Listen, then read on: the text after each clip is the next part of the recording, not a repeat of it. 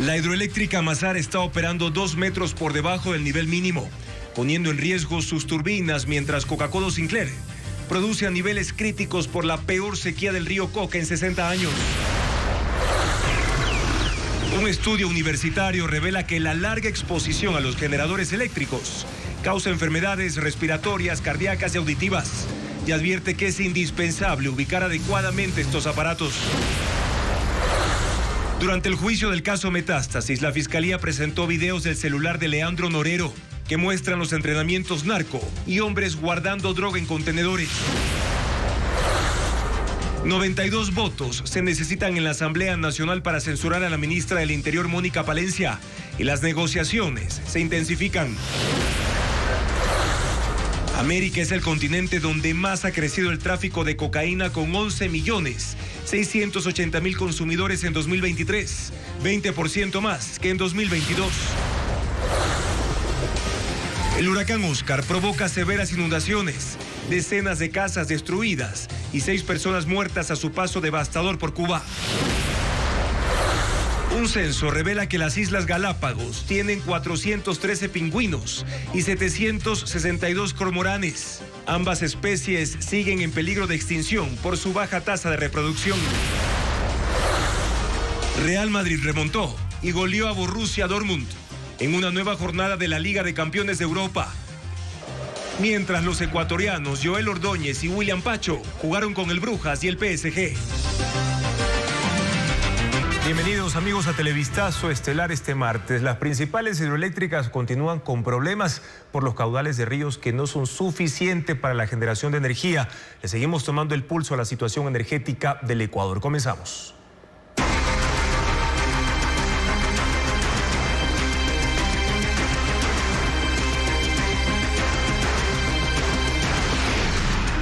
Hidroeléctricas en zona de peligro.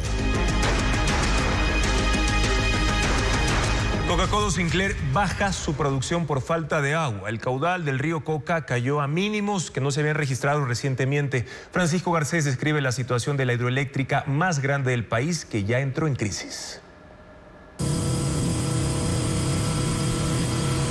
La situación de Coca-Cola Sinclair se tornó crítica este martes. El río Coca no surte agua suficiente para que la hidroeléctrica trabaje en condiciones óptimas, y esto agrava la crisis eléctrica del país.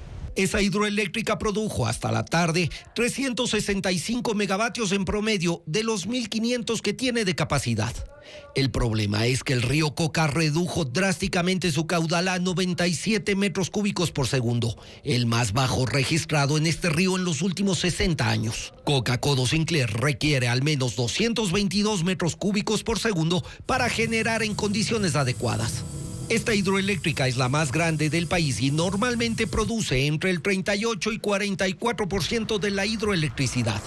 Este martes solo tenía programado generar el 23%. Las previsiones de los técnicos no contemplaban una caída tan marcada. Tenían previsto que este mes genere cerca de 500 megavatios diarios. Esa previsión solo se cumplió los primeros días de octubre. Entre la segunda y la tercera semana del mes generó un promedio de 400 megavatios. Los 200 megavatios que en promedio no está produciendo Coca-Cola Sinclair deben ser generados en otras hidroeléctricas, especialmente en las del río Paute.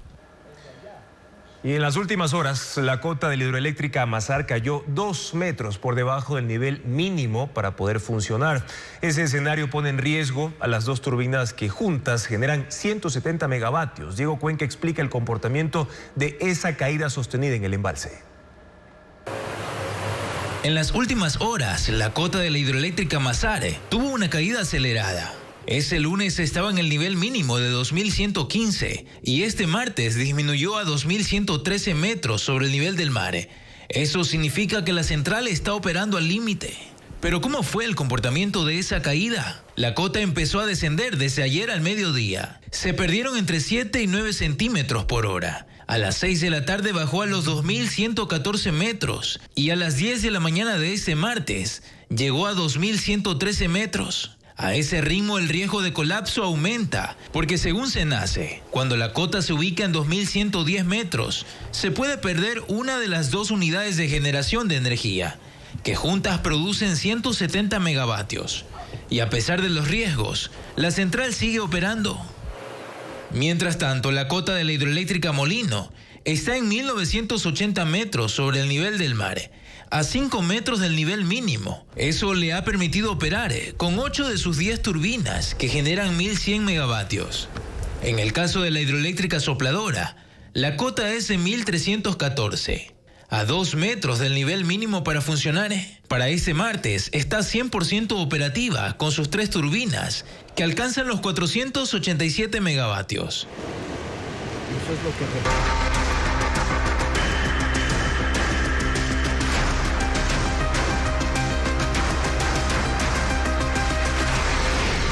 Generadores, póngale cuidado.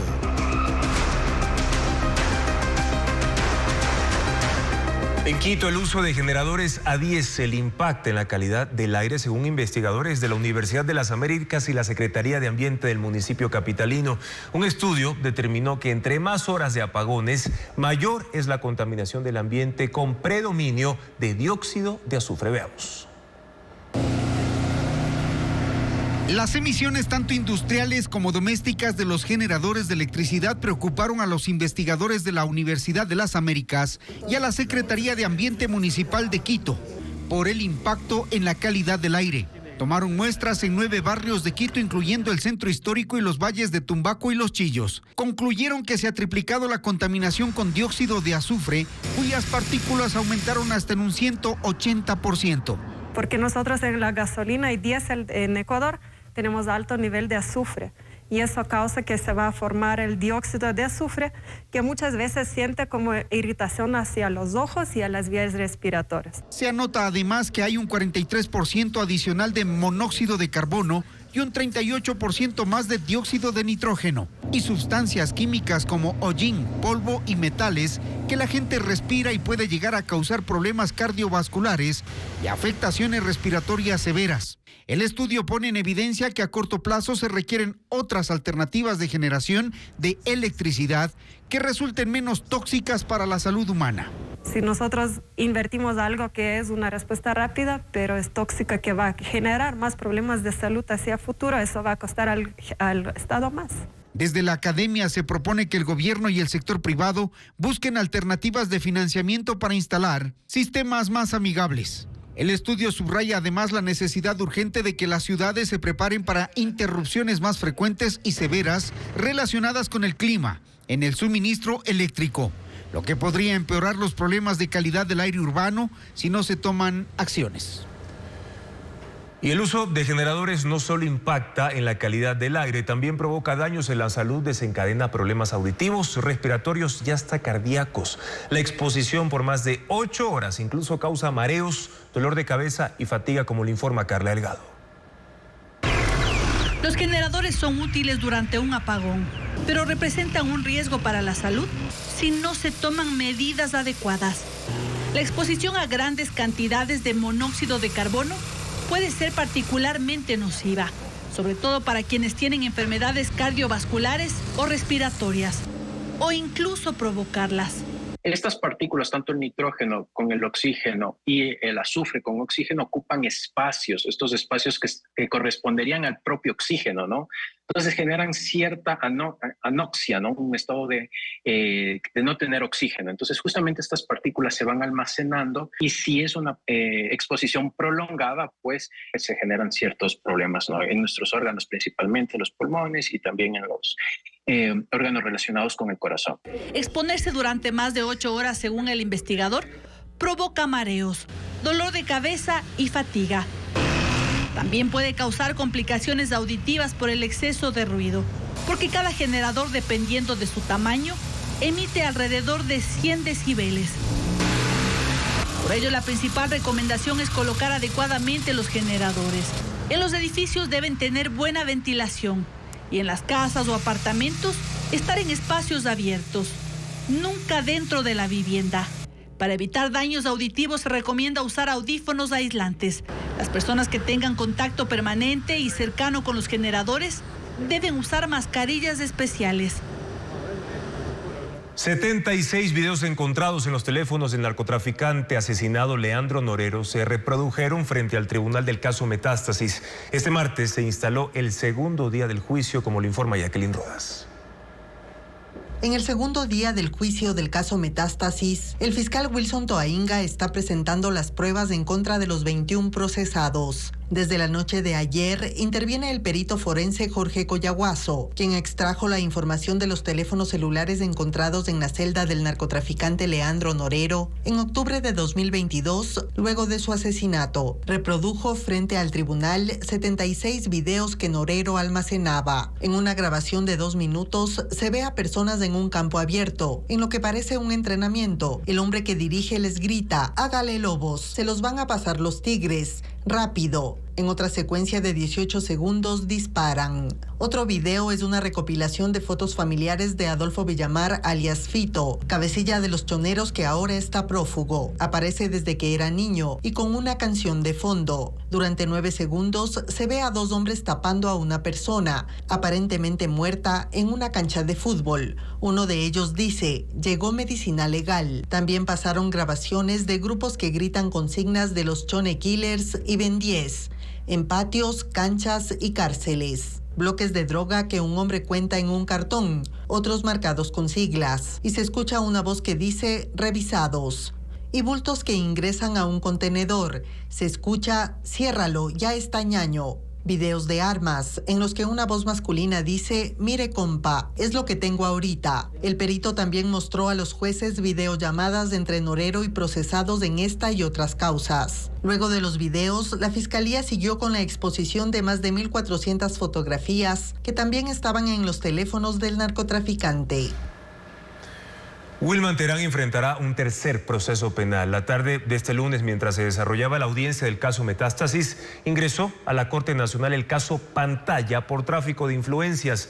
El fiscal de primera instancia, que procesaba a 2 exfuncionarios de la Judicatura, encontró elementos suficientes para vincular a Wilman Terán por las irregularidades del concurso de jueces de la Corte Nacional que él dirigió. Como tiene fuero por su alto cargo, ahora será el juez nacional Felipe Córdoba quien se encargará del caso y la fiscal general le va a formular cargos. Wilman Terán ya es procesado en los casos Metástasis y obstrucción de la justicia y en los 2 tiene orden de prisión. Miles de gazatíes son forzados a evacuar el norte de Gaza una vez más, mientras que las fuerzas de defensa de Israel conducen más operaciones y ataques contra instalaciones del grupo Hamas. La Oficina de Coordinación de Ayuda de la ONU advierte que la crisis humanitaria es cada vez más grave. Pedro Jiménez con las imágenes del conflicto. La imagen muestra una redada del ejército israelí en Jabalia, una ciudad en el norte de la Franja de Gaza. Dijeron haber detenido a varios milicianos de Hamas, permitiéndole al resto de personas irse por corredores controlados y buscar un sitio para protegerse ante nuevas operaciones militares. Los civiles han salido de ahí una y otra vez desde que comenzó la guerra hace un año y califican a esta movilización como un desplazamiento forzado. Algo que se repite en Bet Lahia, otra ciudad cercana. Ahí la advertencia alcanza a quienes están en refugios y hospitales, que para Israel son ahora áreas de combate. Las fuerzas de defensa aseguran que miembros del grupo extremista intentan reagruparse en el norte de Gaza, y de ahí los ataques más recientes que dejan 150 muertos desde el fin de semana.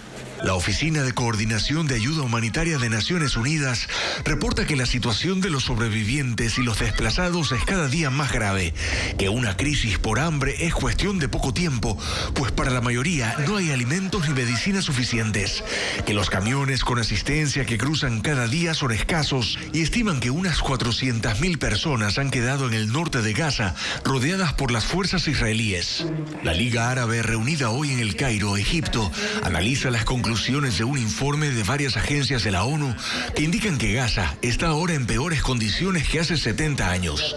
Los costos de reconstrucción se estiman en $18.500 millones, pero la guerra sigue en curso. Y hoy, en su 11º viaje a Medio Oriente desde que estalló el conflicto, el secretario de Estado de Estados Unidos, Anthony Blinken, ha vuelto a Israel en un nuevo intento por destrabar las negociaciones para un alto al fuego. Se ha reunido con el primer ministro Benjamín Netanyahu e irá también a Egipto y a Qatar, buscando que de alguna manera la muerte del líder de Hamás, Yahya Sinwar, en un ataque la semana pasada, permita abrir el camino a un acuerdo para poner fin a la guerra y la liberación de los rehenes que permanecen en poder de Hamás. Los combates contra la guerrilla de Hezbollah continúan en Líbano y 2 edificios que según Israel son parte de la infraestructura del grupo extremista fueron derribados en un nuevo ataque.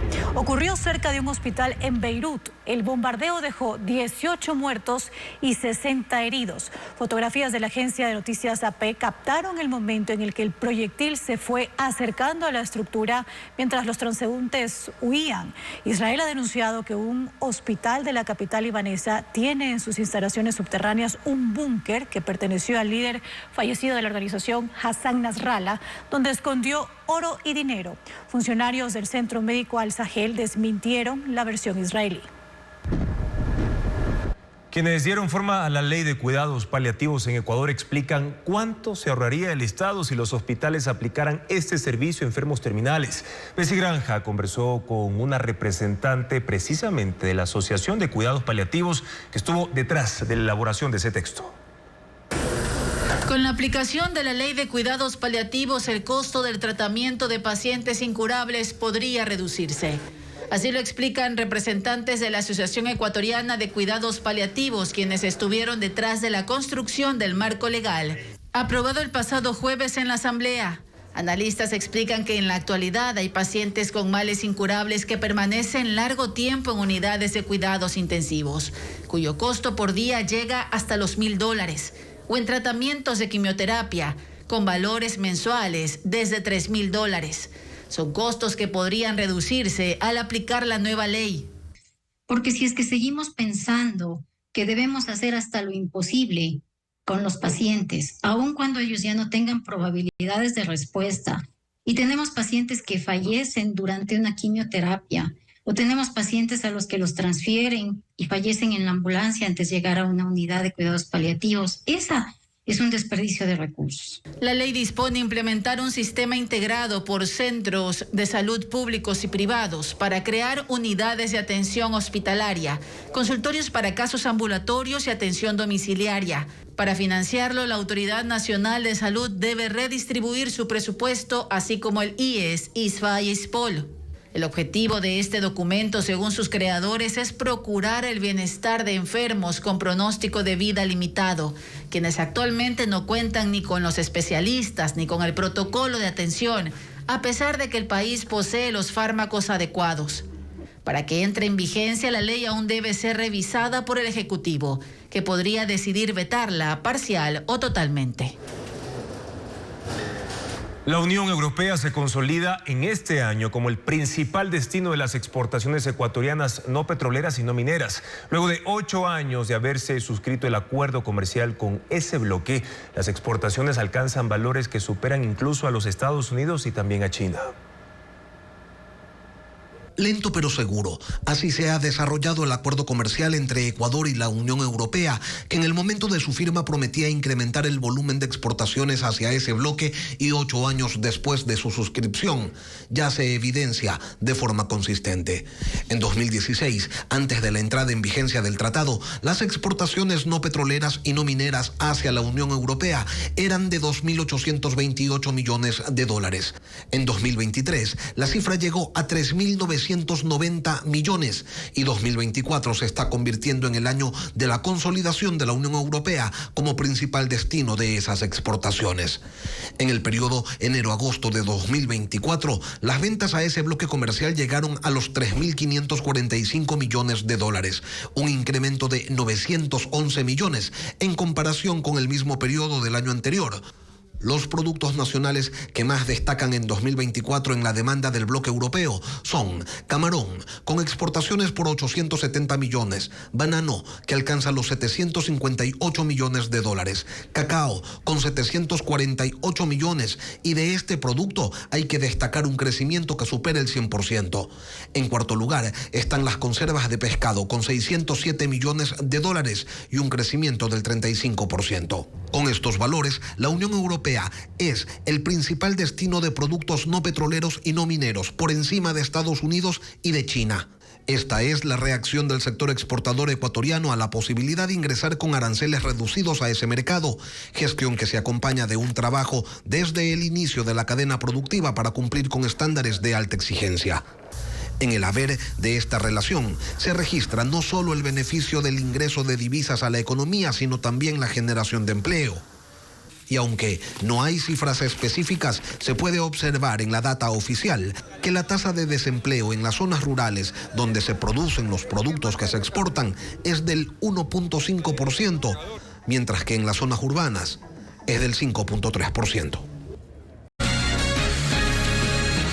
El presidente de la República vetó totalmente el Código de Ambiente aprobado por la Asamblea Nacional. Esto implica que no podrá tratarlo hasta dentro de un año para ratificarse o archivarlo. El mandatario objetó temas de incentivos tributarios para proyectos de conservación, la participación de los gobiernos autónomos y las compensaciones por servicios ambientales, entre otros temas. La norma buscaba el ingreso del país al mercado de carbono que, según los especialistas que participaron en el debate, Ecuador no lo ha aprovechado. El huracán Oscar deja 6 fallecidos en Cuba antes de degradarse a tormenta tropical. El fenómeno tocó tierra el domingo, pero sigue sobre la isla provocando severas inundaciones, techos arrancados y también en zonas residenciales, como lo detalla Merlis González. Marejadas ciclónicas y ráfagas de 120 kilómetros por hora golpearon Cuba con la llegada de Oscar, un huracán categoría 1. El fenómeno tocó tierra desde la tarde del domingo, pero las imágenes de lo ocurrido recién se difunden debido a las fallas eléctricas y de internet que afectan la isla. En ellas se muestran viviendas con los techos arrancados y zonas residenciales inundadas. La región más afectada es la provincia de Guantánamo. Ahí el presidente Miguel Díaz-Canel informó que hay fallecidos. Hay la pérdida de 6 vidas humanas en el municipio de San Antonio y todavía se están haciendo los trabajos de rescate de la población. Dijo que hay zonas aisladas por las inundaciones, por lo que aún no tienen clara la magnitud de los daños. Oscar se degradó a tormenta tropical, pero sigue sobre Cuba, provocando intensas lluvias. La crítica situación que presenta.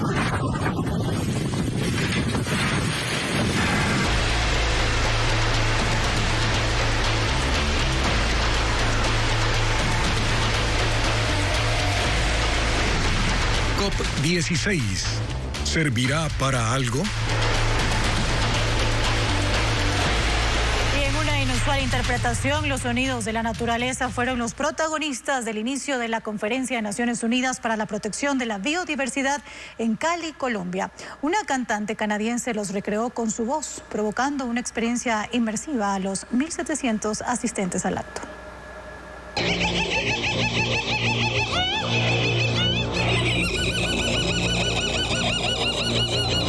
El centro de eventos del Valle del Pacífico en Cali se convirtió en una selva, o al menos se escuchaba como una. Los sonidos de animales y ráfagas de viento fueron recreados por un artista canadiense, que con su voz imita la naturaleza y lo combina con canto.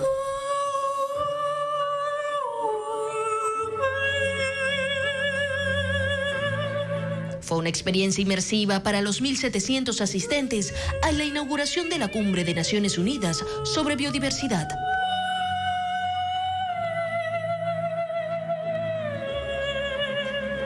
La presentación se llamó Los Sonidos de la Paz con la Naturaleza y estuvo a cargo de la cantante Geneviève Cotet, quien adquirió su habilidad luego de pasar 10 días en un retiro de silencio en un bosque, donde dice que aprendió a escuchar. Coté asegura que la música es la vida misma y que imitando los sonidos de la naturaleza es su forma de llamar la atención para protegerla.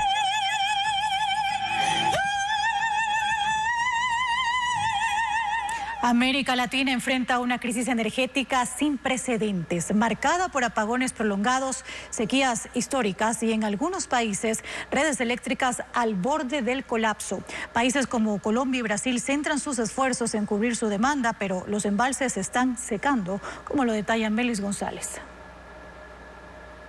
Los sistemas de generación eléctrica en muchos países de América Latina sufren por una infraestructura obsoleta que requiere inversión en mantenimiento o por condiciones de grave sequía en la región. El caso más severo ocurre en Cuba, que el viernes tuvo un apagón general obligando a la población a cocinar con leña y a ver cómo sus alimentos se pudren por la falta de refrigeración. El origen está en el colapso de la central termoeléctrica Antonio Guiteras, la más grande de la isla. El régimen cubano asegura que no ha podido importar los equipos para su mantenimiento debido al bloqueo económico. También dice que por esa misma razón no tiene combustible para hacerla funcionar. Además, responsabiliza a la población de aumentar la demanda de energía, aunque ya la someten a cortes programados desde hace décadas. Venezuela es otra nación sometida a constantes cortes de luz. Por lo general, no afectan la capital Caracas, pero en el resto de los estados, el llamado racionamiento energético puede durar entre 8 y 12 horas diarias. En agosto, el país sufrió un apagón general que paralizó las actividades. Analistas culpan a la mala gestión del gobierno y la falta de mantenimiento, pero el régimen asegura que se trata de ataques coordinados de la oposición, aunque sus funcionarios resguardan las centrales eléctricas las 24 horas. En Argentina se preparan para el verano. El gobierno trabaja en un plan de cortes desde diciembre hasta marzo, cuando se den los picos más altos de demanda. La medida busca que las industrias restrinjan el consumo según su propia programación y que no se afecte los hogares. En Colombia y Brasil no han sufrido cortes de electricidad recientemente, pero las autoridades reconocen que la amenaza está latente debido a la intensa sequía que golpea a la región. Por ahora logran cubrir su demanda, pero si el mal clima continúa, es solo cuestión de tiempo para que los embalses se sequen.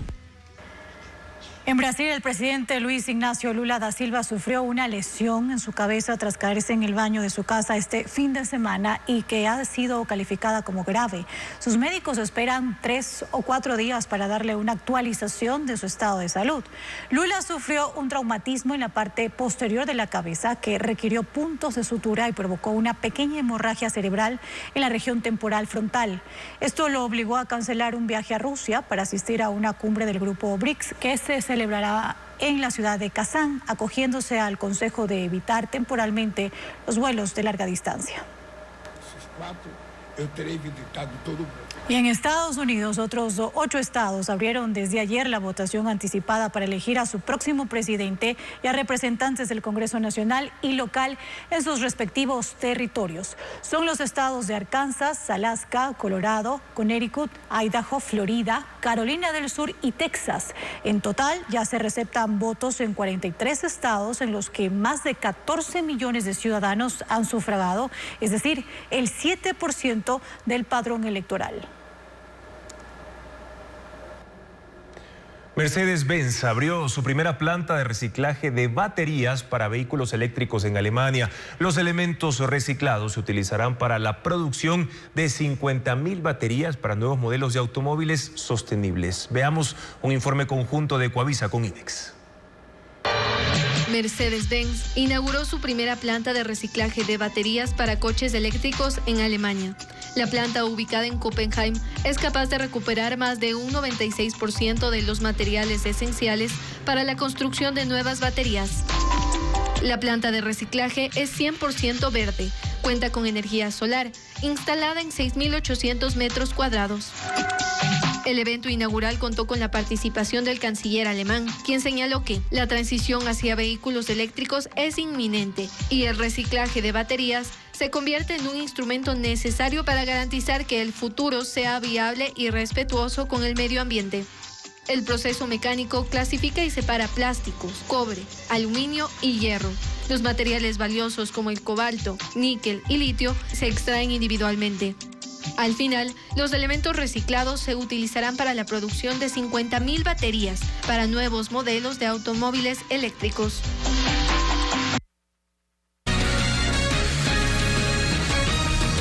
En En la víspera del juicio político a la ministra del Interior, Mónica Palencia, las negociaciones se intensifican en la Asamblea Nacional. Tanto el correísmo como el oficialismo buscan asegurar votos del Partido Social Cristiano y el grupo de independientes, mientras que la bancada de Construye prepara algunos cuestionamientos para Palencia. Luisa María Heredia con el análisis. Para el gobierno, seguir contando con la ministra del Interior, Mónica Palencia, es vital. Tanto así que el presidente Daniel Noboa canceló su viaje a Brasil, que debía iniciar este martes 22 de octubre debido a la convocatoria al juicio político en contra de Palencia, previsto para el miércoles 23.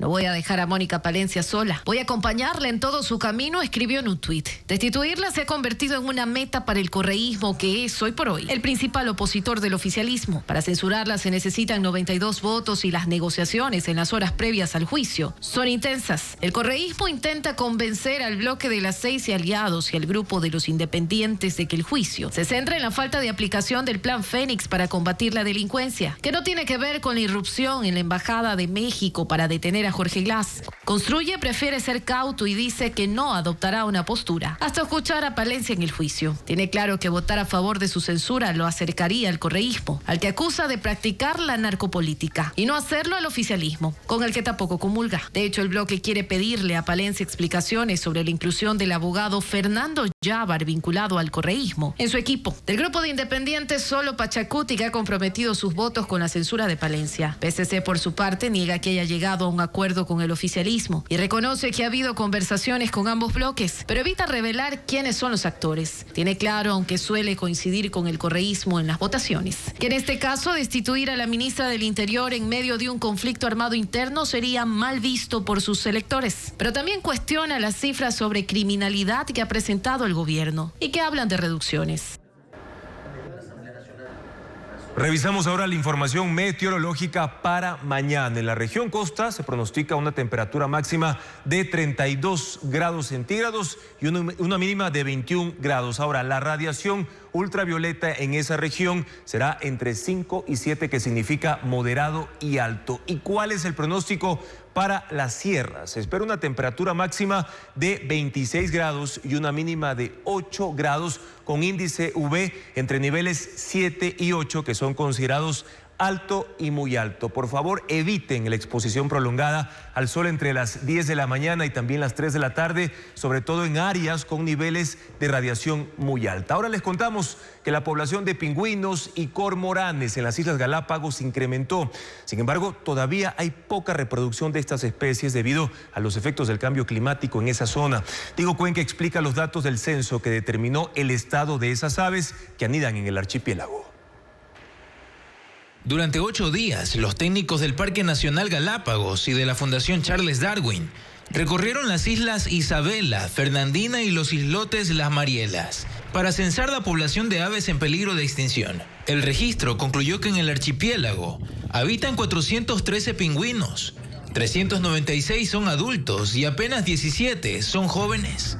Este hecho responde a la baja tasa de reproducción provocada por la escasez de los peces pequeños que les sirven de alimento, pues prefieren las frías aguas de la profundidad del mar y se mantienen fuera del alcance de los pingüinos. Se encuentran en un mejor estado de los años 80 o 90, donde teníamos 300 individuos, básicamente por la presencia del fenómeno del Niño. También se determinó que en las islas existen 762 cormoranes, de los cuales 655 son adultos y solo 99 están en edad juvenil. Además, se tomaron muestras de sangre a 57 ejemplares de esa especie para análisis de laboratorio y así detectar posibles enfermedades. Los cormoranes tienen la particularidad de haber perdido su capacidad de volar, pero han desarrollado la de bucear. En estos años hemos tenido hasta cifras récord de 2.200 aves, población que nunca ha sido registrada en Galápagos, es decir, que está mejorando, pero eso no quiere decir que esté en óptimas condiciones. Obviamente tiene presiones por la presencia de especies introducidas como gatos y roedores y también los cambios climáticos que están ocurriendo. El censo también incluyó a otras 20 especies, como los piqueros patas azules, gaviotines y pufinos. En total, 12.844 animales fueron observados. Teatro infantil, cine y música del recuerdo forman parte de la agenda cultural de la semana. Y en la Cinemateca Nacional, en Quito, se presentarán 6 filmes sobre la cultura afro, como lo informa Luis Alfredo Zúñiga.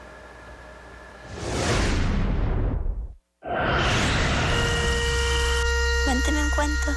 Este 23 y 24 de octubre se presenta la muestra de cine Caras Negras en la Cinemateca Nacional en Quito. El colectivo Esmeraldas Libre organiza este evento en el que se presentarán 6 filmes de cine afro. 3 de ellos son ecuatorianos, incluyendo Ceniza Negra, de Sofía Quirós.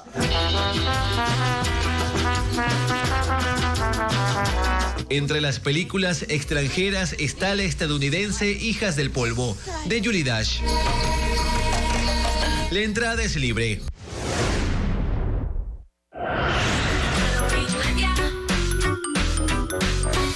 Este domingo 27 de octubre en el Teatro Sánchez Aguilar de San Borondón se presentan las 2 últimas funciones de la obra infantil, El Portal Mágico Halloweenlandia. María José Blum y Hugo Alejandro dan vida a los personajes Majito y Pipo, quienes vivirán una emocionante aventura con música y baile, en la que enseñarán a los niños a superar sus miedos.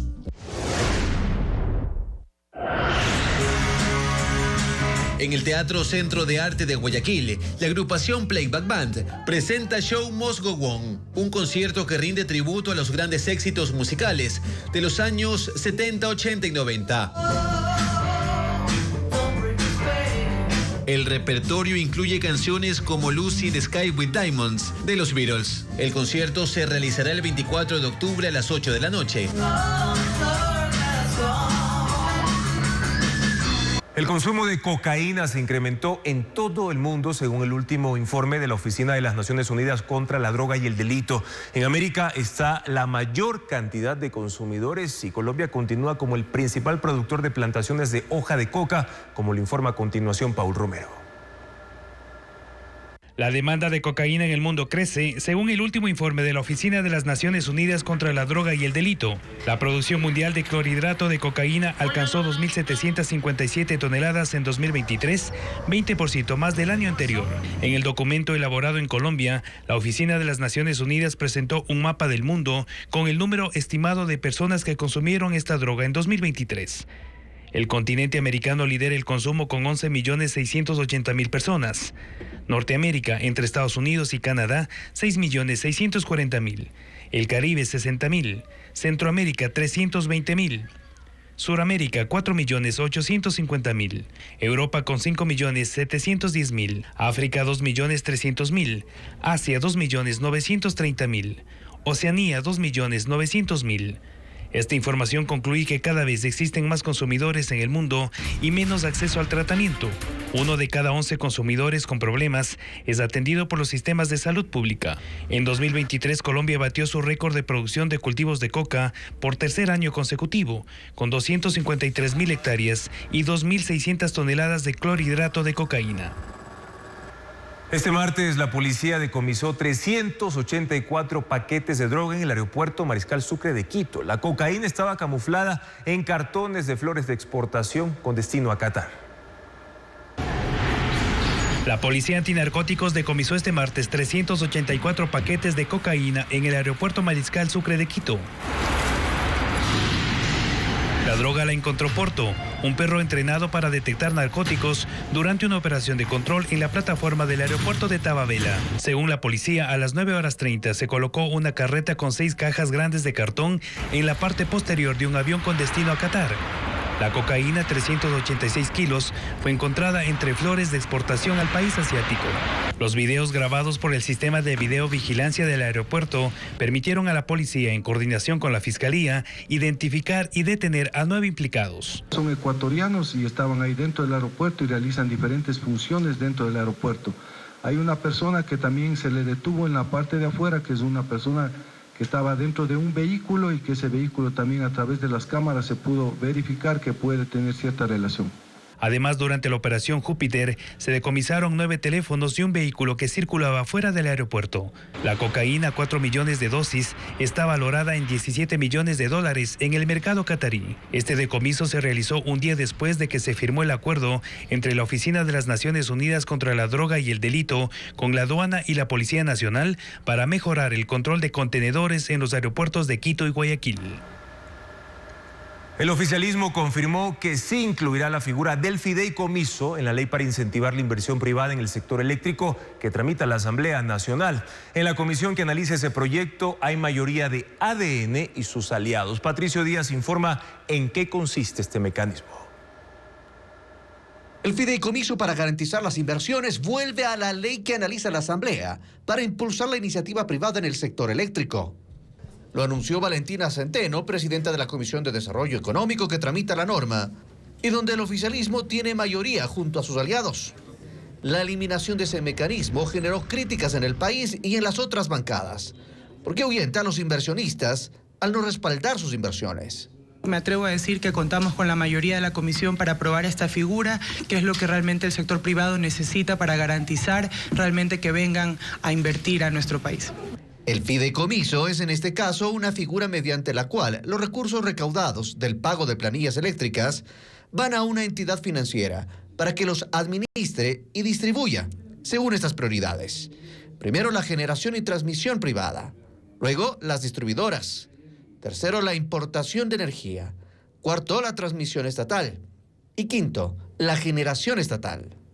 El viceministro de Electricidad justificó este orden porque las distribuidoras, que estaban primero, destinaban esos recursos a gastos que no correspondían al sector. Para pagos de temas extraordinarios como estas ganancias laborales, comités de empresas, varios temas que en realidad no están reconocidos en su costo de distribución. Según las autoridades, la inexistencia de un fideicomiso impidió que proyectos privados adjudicados no se firmen por falta de una garantía para los inversionistas. La Comisión de Desarrollo Económico debe presentar un informe para segundo debate hasta este jueves. La presidenta de la Asamblea llamará al Pleno el lunes para aprobar o negar este proyecto enviado por el Ejecutivo como económico urgente. Proceda a dar lectura de las convocatorias.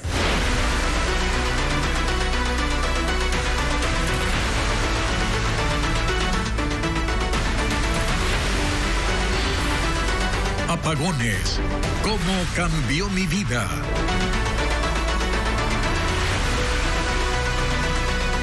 Por los apagones, los ciudadanos intentan adaptarse a la situación y buscan la forma de cómo enfrentarla. Narcisa Paredes, propietaria de una microempresa de lácteos en Carchi, y Maritza Astualombo, emprendedora de Los Ríos, cuentan cómo ha cambiado su vida y sus negocios también por los cortes de energía.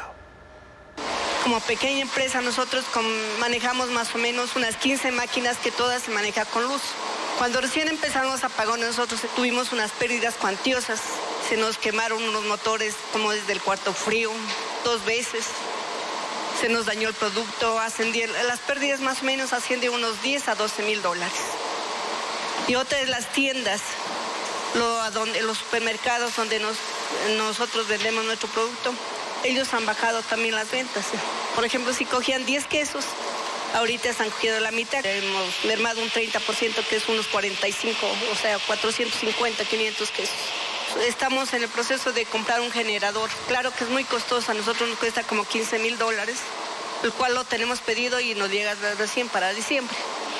Aquí trabajamos 4 personas. Antes trabajábamos 6, pero nos vimos en la necesidad de despedir a 2 personas. He estado tomando pastillas para dormir porque de verdad desde estos cortos de energía me siento deprimida, me siento triste porque no puedo trabajar, me siento de manos atadas para poder trabajar. Yo que trabajaba vendiendo mis piqueos en la tarde, yo que me levanto de madrugada, me levanté de madrugada a vender desayunos, que ya pollo hornado, chancho hornado para los desayunos. Aparte de eso también es un estrés el estar pendiente de que se va la energía, de las alarmas, estar pendiente de la alarma, 10 minutos para las las 3, 10 minutos para las 4 de la mañana, ir a mirar la refri, que cuidado algún cortocircuito, a lo que está, que se baja la energía. Cuando hubo un apagón general, al siguiente día yo llego, lo encuentro apagado el congelador. Mientras no hay energía, no hay agua. Y se va lo más indispensable, el agua y la energía. ¿Cómo trabajar? ¿Cómo hacer algo si estamos padeciendo de esas dos cosas? Me siento con dolores de cabeza, malestares de lo que me pongo a pensar qué voy a hacer si esta situación siga. Y también la calidad de la educación básica y superior está afectada por los apagones que para esta semana duran hasta 10 horas. Universidades y colegios buscan formas para tratar de adaptarse porque sus docentes y estudiantes no pueden sostener ni siquiera las clases virtuales. Diego Cuenca describe las medidas que están aplicando las instituciones. Desde el comienzo de los apagones, la jornada vespertina está afectada.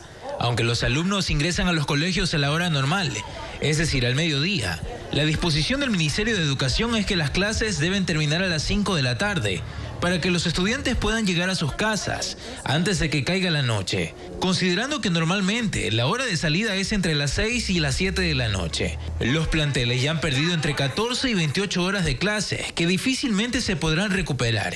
Para las instituciones que tienen jornada nocturna, las clases presenciales se suspendieron, pero mantienen la modalidad a distancia, que implica que los profesores usen guías pedagógicas para que los alumnos hagan tareas en sus casas, porque sin energía tampoco pueden conectarse a clases virtuales.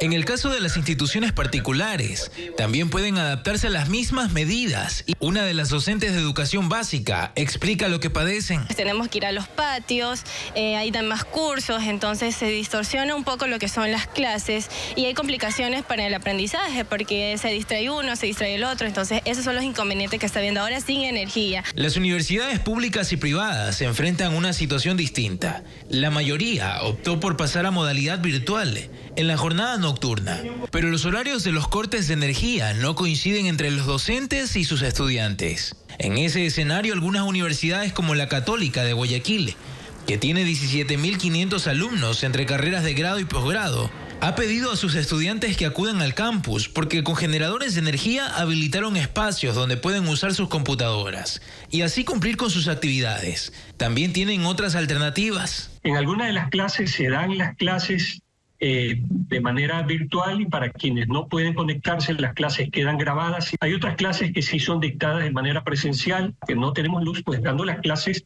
con el pizarrón y como se lo hacía anteriormente. Pero la calidad académica evidentemente está siendo afectada, lamentablemente. El vicerrector de la Universidad Central del Ecuador, que cuenta con 50.000 estudiantes, también advierte que los apagones afectarán el aprendizaje de los alumnos. Y las autoridades de ese centro de estudios aún no tienen claro un plan de contingencia. Sobre todo no va a haber uso de implementos tecnológicos. Hoy la tecnología es fundamental para la transmisión del conocimiento, para las clases que sean más dinámicas, con mejores ideas, con mejor presentación. Siempre va a requerir. Tenemos laboratorios, los laboratorios no van a poder usarse. Es decir, hay una afectación sustancial a la calidad educativa. El mismo panorama viven los 60.000 alumnos de la Universidad Estatal de Guayaquil. Por eso sus docentes tienen que registrar la asistencia de los estudiantes mediante su participación en foros, tareas u otros proyectos, como parte de un plan de continuidad que lo modifican cada semana. Pues como efecto de los apagones, en una clase de 50 estudiantes, un promedio de 15 no se pueden conectar. Y frente a la crisis, la necesidad lleva a técnicos electrónicos a crear dispositivos que garanticen la conectividad de Internet. Lo buscan estudiantes, trabajadores y también profesionales. El reporte con Hernán Higuera. Buscando energía. Así están miles de ciudadanos que abarrotan los almacenes electrónicos, donde se ofrecen alternativas artesanales o adaptaciones para garantizar la conexión a Internet durante los apagones. Una batería conectada a un sistema de alimentación ininterrumpida de energía, conocido como UPS, es lo que más se vende. Sistemas alternativos que como es que van a dar solución para poder que el router de Internet no se quede sin energía. La necesidad genera inventos como este que pueden generar electricidad durante 4 y 5 horas, dependiendo del módem o router que el cliente tenga. Este invento se está vendiendo como la única alternativa para mantener la conexión siempre que las repetidoras de las empresas proveedoras de internet estén encendidas. Mi madre tiene 85 años, está conectada a un oxigenador y necesito tener comunicación permanentemente, las 24 horas. Entonces estoy comprando una unidad que me ayude a mantener el módem vivo. Hay otras alternativas que varían en calidad y precios según el origen de los equipos. Le estamos utilizando es en lo que son los roteadores o lo que se le dice la parte del dispositivo de internet. Y aunque cumplan con la misma función, los precios están entre 50 y 70 dólares. Las baterías son requeridas en este momento porque están siendo adaptadas incluso a sistemas de generación solar. Inseguridad, apagones, excesivo endeudamiento y un menor consumo son los principales factores que han puesto en jaque al turismo. En un reportaje de Luis Alfredo Zúñiga, representantes del gremio señalan que el aporte del sector a la economía sigue cayendo, al igual que el número de turistas. La crisis del turismo en Ecuador continúa y las cifras lo demuestran. De enero a septiembre de 2023 ya habían arribado 1.060.000 visitantes, mientras este año solo fueron 919.000. En el segundo trimestre del 2024, el sector de alojamiento y comidas decreció un 6.7% frente al mismo lapso del 2023, según el Banco Central. Y en el último feriado nacional por la independencia de Guayaquil, el gasto turístico cayó de 64 a 35 millones de dólares entre 2023 y 2024.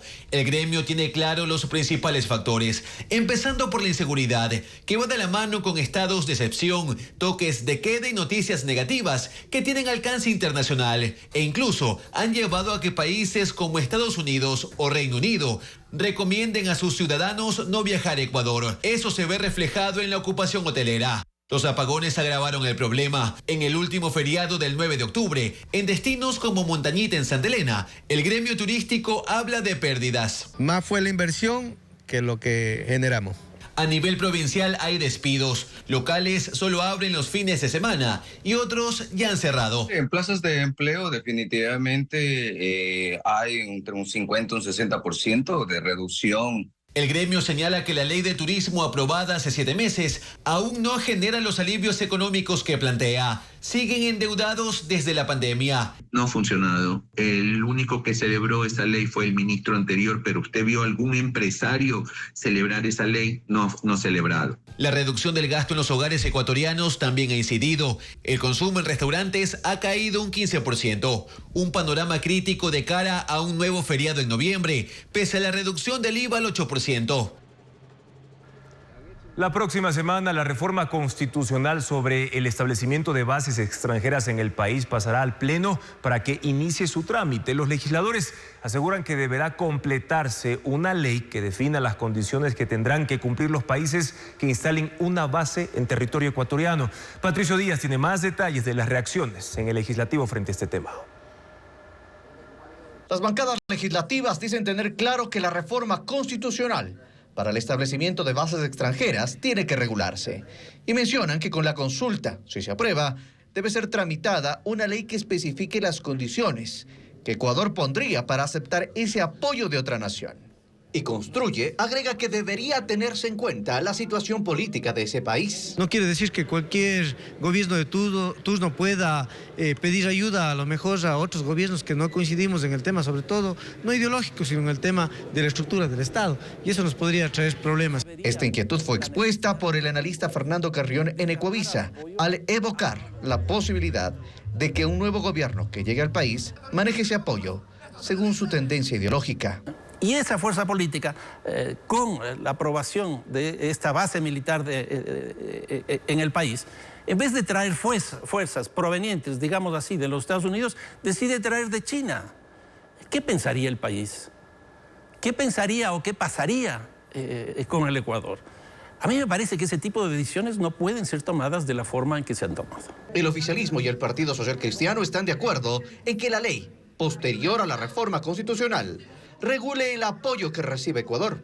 Para que mañana más tarde eso no sea una carta abierta o un libre albedrío para que vengan otros países a hacer lo que quieran. contener los parámetros mínimos y necesarios para que se pueda demostrar la experiencia de los países que están en el concierto internacional. Por ejemplo, quienes tengan la mayor capacidad tecnológica. El correísmo es hasta ahora el único bloque en contra de la reforma constitucional. Incluso la presidenta del Parlamento cuestionó las intenciones del gobierno al proponer ese cambio. Lo dijo al anunciar que el Pleno iniciará el trámite la próxima semana. Esperamos que esto no sea una oferta más populista, demagoga, para seguir engañando. El Pleno deberá decidir si el trámite de la reforma para que haya bases extranjeras en Ecuador va a la Comisión de Enmiendas o crean una nueva comisión.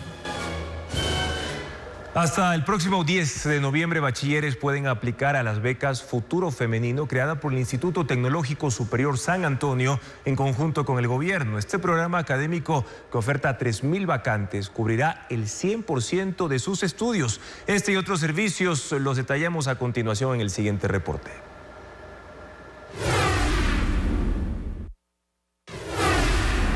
Los bachilleres pueden aplicar hasta el 10 de noviembre a la beca Futuro Femenino, creada por el Instituto Tecnológico Superior San Antonio y el gobierno. En total, son 3.000 becas para carreras como enfermería, marketing digital, finanzas y podología.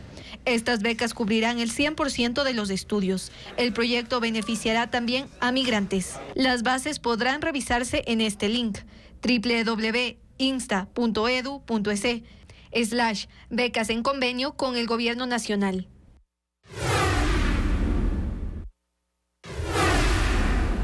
La Secretaría de Educación Superior, CENESID, ofrece 6.800 becas de apoyo académico a estudiantes de los 54 institutos técnicos y tecnológicos superiores públicos para cubrir los gastos de vivienda, alimentación, servicios básicos y equipos informáticos a estudiantes. La fecha límite para aplicar es este 22 de octubre. Los seleccionados recibirán $800 con 10 centavos. Las bases podrán revisarse en este link, www.ciau.cenecid.gov.es/apoyo académico Ecuador.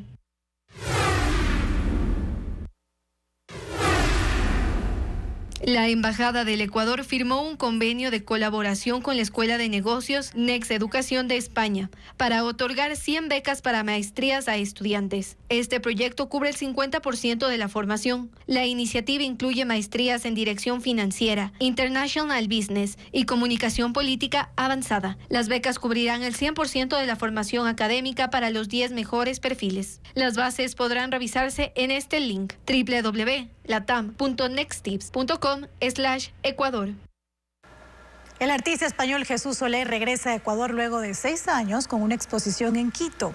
La muestra incluye 40 obras que le rinden también un homenaje a Hispanoamérica. Estefanía Arias cuenta que la muestra gratuita está en la Fundación Pueblos de América.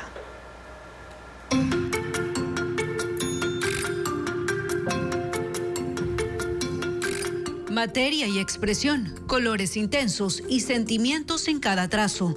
Con esta colección de 40 obras, el artista español Jesús Soler regresa al país luego de 6 años. Por eso el nombre de esta exposición, que además le rinde un homenaje a Hispanoamérica. Es un poco antológica. Aquí he traído colección de cuando estaba en Miami, colección de Panamá, abstractos de climas de Panamá, y caras y toros de Pedací. Piezas de óleo y acrílico. En algunas incluso se destaca la reutilización de materiales que el artista va transformando. Afirma que son cuadros que reflejan su trayectoria, 40 años. Y empecé a trabajar con sacos, mallas, hierros, ahora estoy con planchas de hierro, sábanas así. Y de ahí saqué eso que parece collage, pero no es collage, es que trabajo con las sábanas sobre lienzos.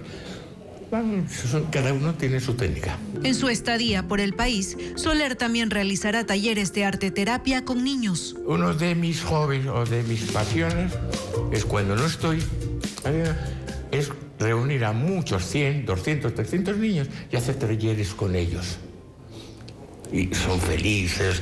La muestra gratuita se inauguró en la Fundación Pueblos de América en Quito, tras una colaboración con la Embajada de España y el Centro Cultural Español. Estará abierta hasta el 30 de noviembre, de lunes a viernes, de 9 de la mañana a 6 de la tarde.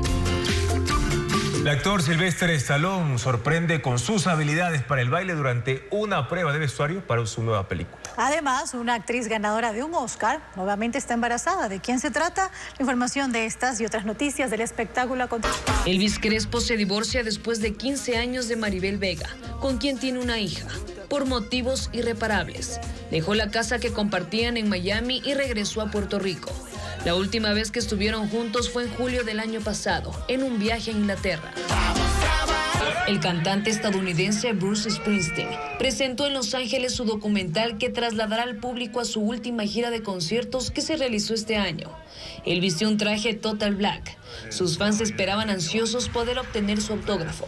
En el filme también se aborda el diagnóstico de cáncer de sangre de su esposa y compañera de banda. Jennifer Lawrence, ganadora del Oscar, está embarazada de su segundo hijo. La actriz de 34 años está casada desde el 2019 con el director de arte Cook Maroney, con el que tiene un hijo de 2 años. Su último trabajo fue en la película Die My Love, junto a Robert Pattinson, que se estrenará en 2025. Sylvester Stallone sorprende con sus habilidades para el baile durante una prueba de vestuario para la película Sly, de la que es protagonista. Se movió al ritmo de la canción More Love, de Smokey Robinson y los Miracles. Estaba probándose un ajustado suéter azul marino y jeans. Alguien capturó el divertido momento en video que fue compartido en las redes sociales. Los perros robots ya son capaces de nadar y bucear. Tienen una gran potencial para funciones de búsqueda y rescate bajo el agua. Además, Google lanzó la versión en español de Gemini Live, el rival de ChatGPT. Las novedades tecnológicas de este martes. A continuación, con Ana María Palacios.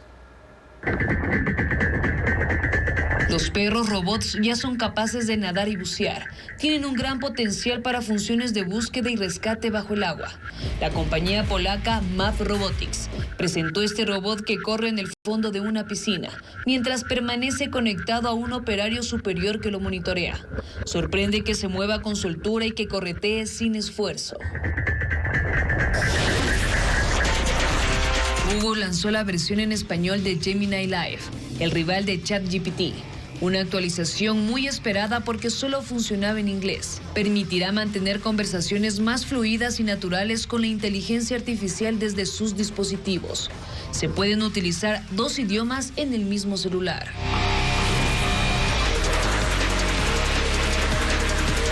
El ejército de Estados Unidos presentó Bolt Me, su dron autónomo con inteligencia artificial que puede volar y perseguir enemigos sin tener que recibir órdenes de una persona.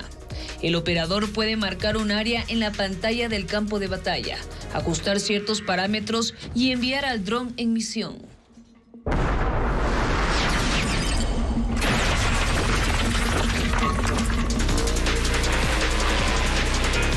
Investigadores en Italia buscan restaurar reliquias culturales con ceniza volcánica. Se trata de un proyecto ecológico que pretende utilizar este material denso que cubre las calles y jardines de Sicilia desde que el volcán Etna entró en erupción en 2021. Estefanía Arias explica cómo funciona este método científico.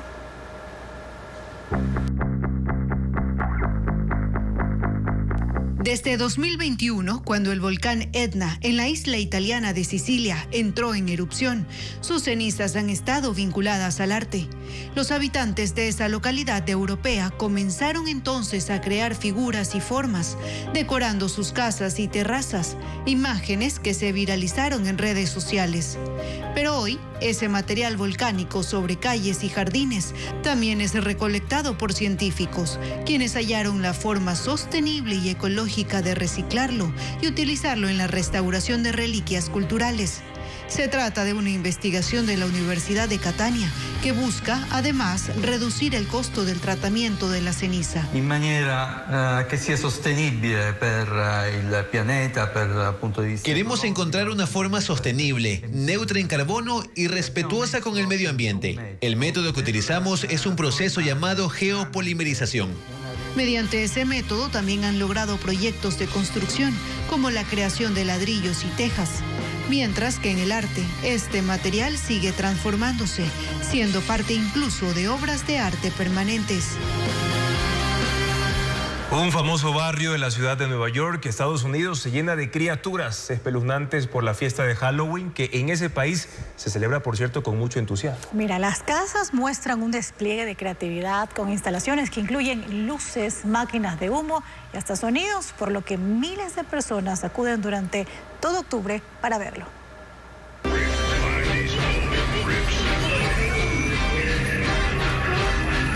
Llega el otoño a Nueva York, Estados Unidos, y con ello la temporada espeluznante, que se toma las casas y calles con decoraciones de Halloween. Las calabazas y figuras terroríficas se ven en todas partes, pero hay un sitio en particular en el que los habitantes hacen de sus patios un verdadero espectáculo de horror. Se trata del barrio de Dyker Heights, en el distrito de Brooklyn. Aquí hay una gran exhibición con brujas, monstruos, hombres lobos, payasos aterradores y personajes icónicos de películas de terror. Los residentes realizan estas instalaciones que incluyen luces, máquinas de humo y sonido. Les toma alrededor de 2 semanas prepararlas y muchos de ellos lo hacen desde hace más de 3 décadas. Usan toda su creatividad para crear una atmósfera siniestra por la noche, porque lo consideran una tradición de este barrio residencial de Nueva York, que atrae tanto a habitantes locales como a turistas. Así llegamos a la parte final. Gracias por su confianza y sintonía de siempre, amigos. Mañana en Contacto Directo estarán como invitados el analista económico Miguel Rossignoli para analizar los impactos de la crisis energética en los mercados internacionales y el aumento del riesgo país también entre ellos. Además, Luis Verde Soto, ex secretario anticorrupción, para analizar por qué el Grupo de Puebla defiende a ex presidentes corruptos o acusados de delitos sexuales, como es el caso de Evo Morales en Bolivia. Los esperamos en la primera emisión de Televistazo, amigos, a las 5:55 de la mañana, con información siempre actualizada. Buenas noches.